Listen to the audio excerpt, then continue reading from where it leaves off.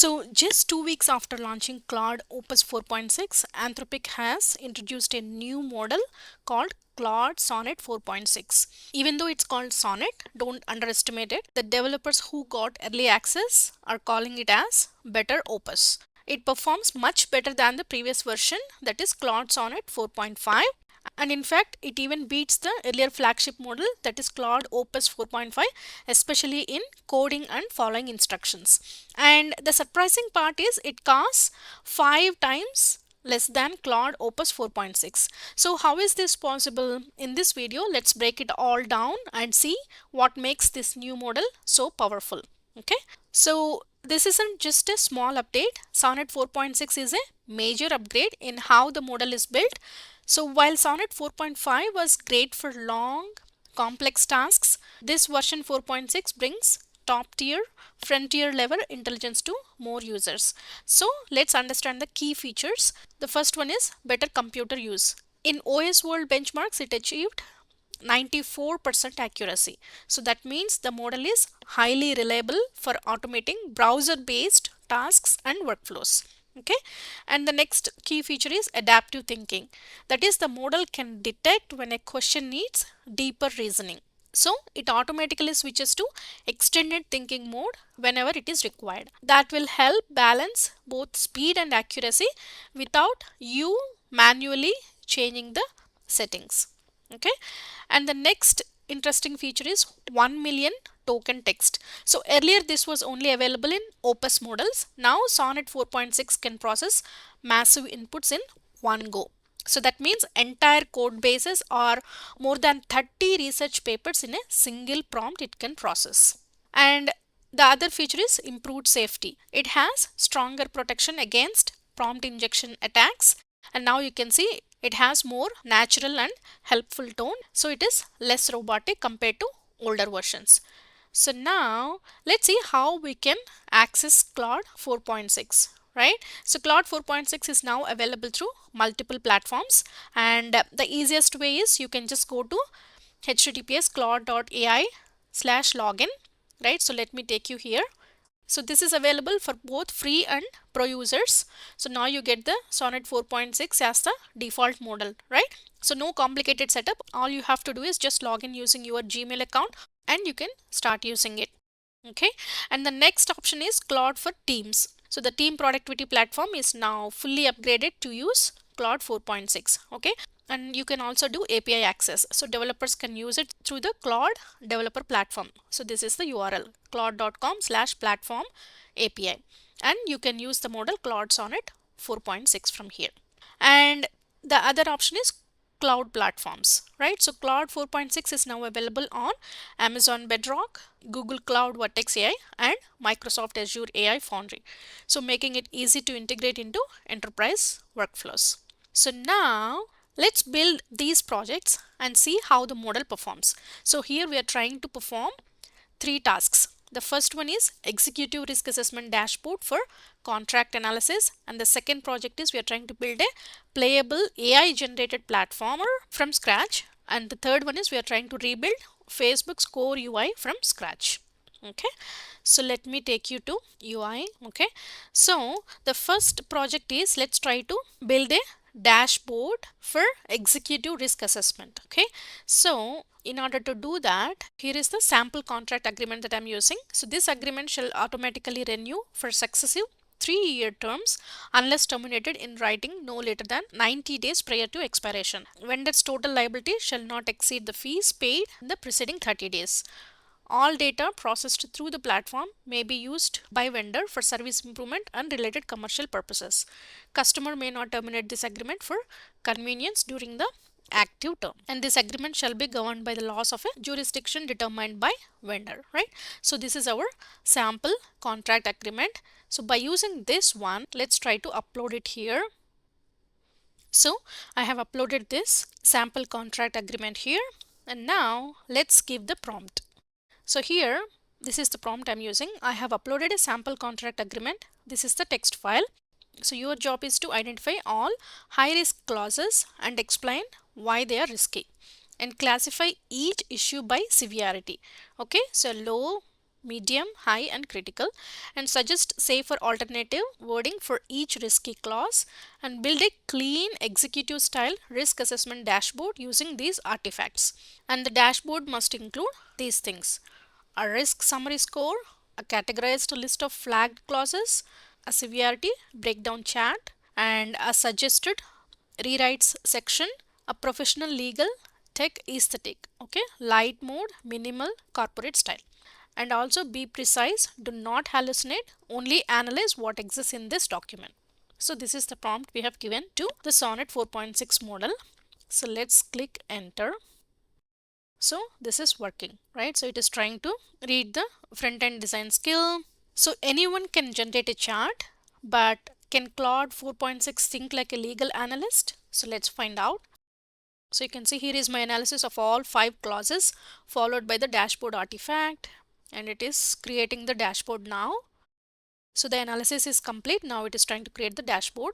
So either you can stay here and watch, or you can just click on notify so that you will be notified when it is ready. So you can see it is creating a file,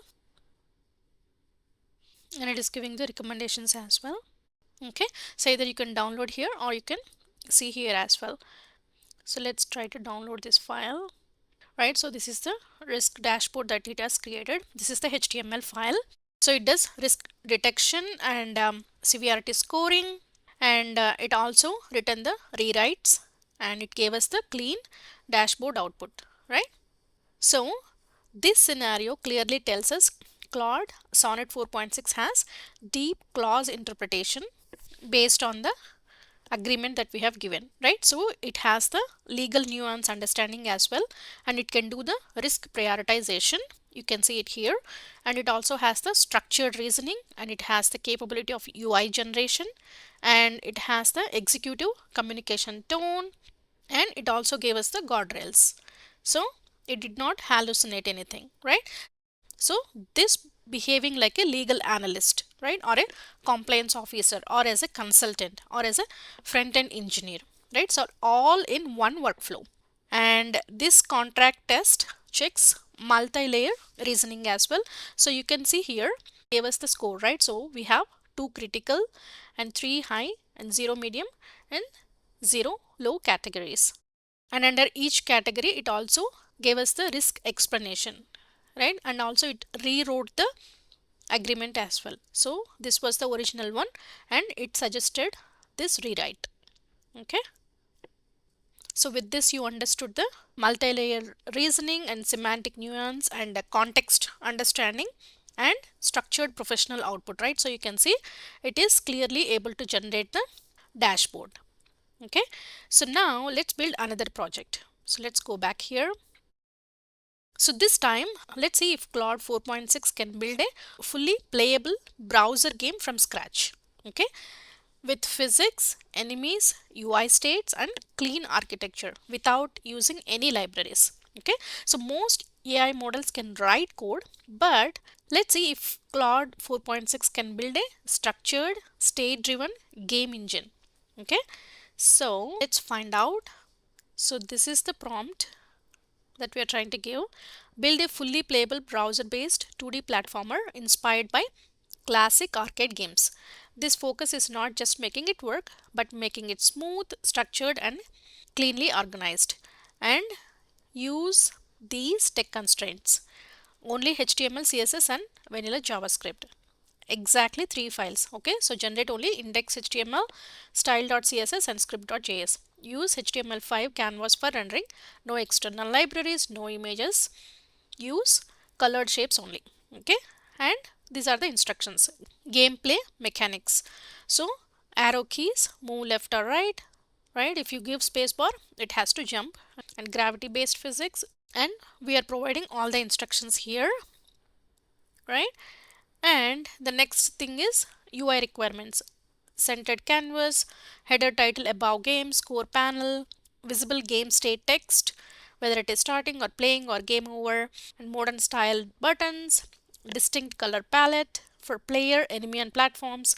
And these are the architecture requirements, very important. So organize the code clearly, use separate functions, right? So when you start the game, or how do you handle the input, update, check collisions, draw, game loop, all these function, use them separately and maintain clean state management for player, enemy, score and game state. And the output format is first explain in 5 to 7 bullets how the UI design supports smooth gameplay and clarity. And this is the output that we want. Generate this HTML, CSS and JavaScript file and add a how to run section as well. Okay, so now let's hit enter. So we are trying to build a browser based game and see how this model performs. So it is trying to create the UI design and it is creating the full code. So we have asked it to create 3 files, right? So index.html, CSS and JavaScript files. So style.css, and then next it is creating the JavaScript logic. All right, so now it is this is the architecture summary and these are the state object structure and how to run. So you can see here it has given the instructions. Download all 3 files into the same folder, index.html, style.css and script.js, and then once you download, open this index.html in any modern browser, Chrome, Firefox, Edge, Safari. No build setup, no server, no dependencies, it runs instantly from the file system. Okay, and these are the instructions that we have given. So these keys for the move, space is to jump. So let's try to download all. So I have downloaded this file. So let me open this index.html.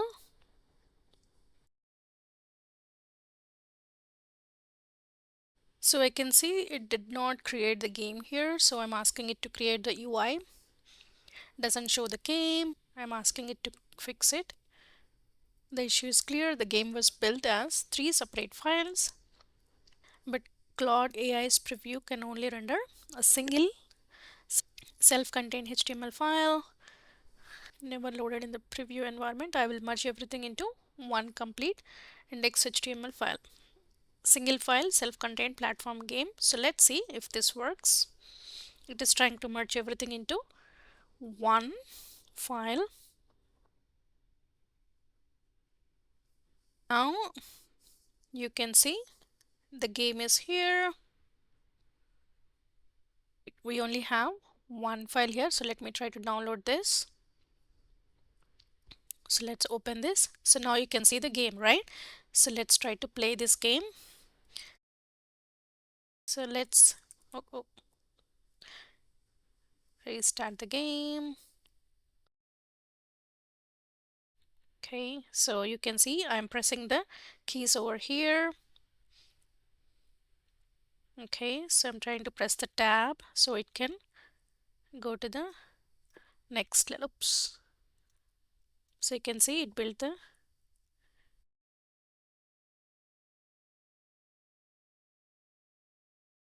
So I'm trying to play the game over here, but anyways, you get the idea, right? So you can see this version highlights structured thinking and clean architecture and state management, and you can see UI reasoning as well and playability optimization and production style output, right?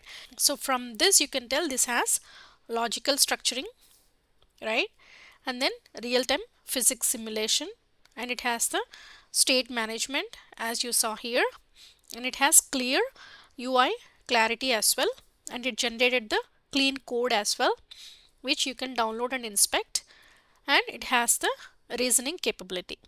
Okay, so this demonstrates that it is acting as a game developer or as a UI designer or a physics engine implementer, or it is acting like a software architect, right?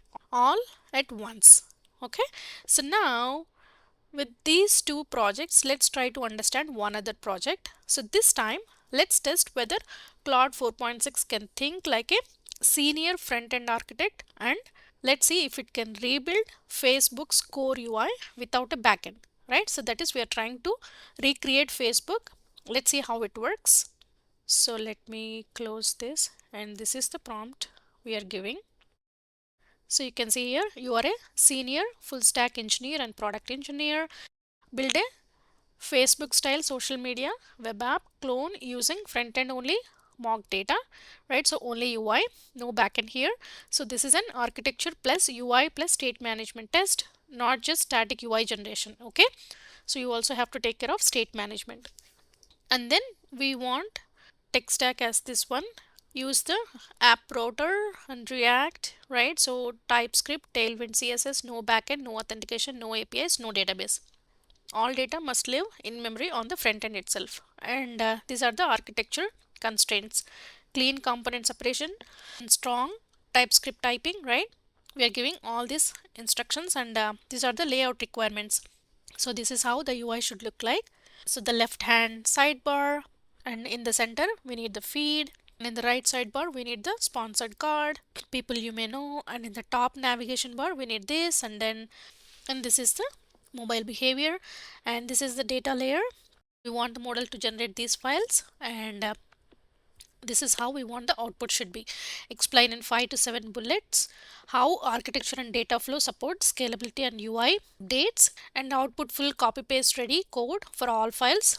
Add clear file path comments at top of each file. Include how to run instructions, right? So let's click run. So you can see it is trying to read the front end design with 7 key design decisions. Now it is generating the full code. It is creating the project structure and trying to create the full code. So you can see it is trying to generate different components here. So it is trying to zip everything. This is the file structure it created. Okay, so now you can see how to run this, right? So first you have to download the code and then unzip and then install this and then open the browser, right? So instead of that, let's ask here itself, show me the demo of what you built.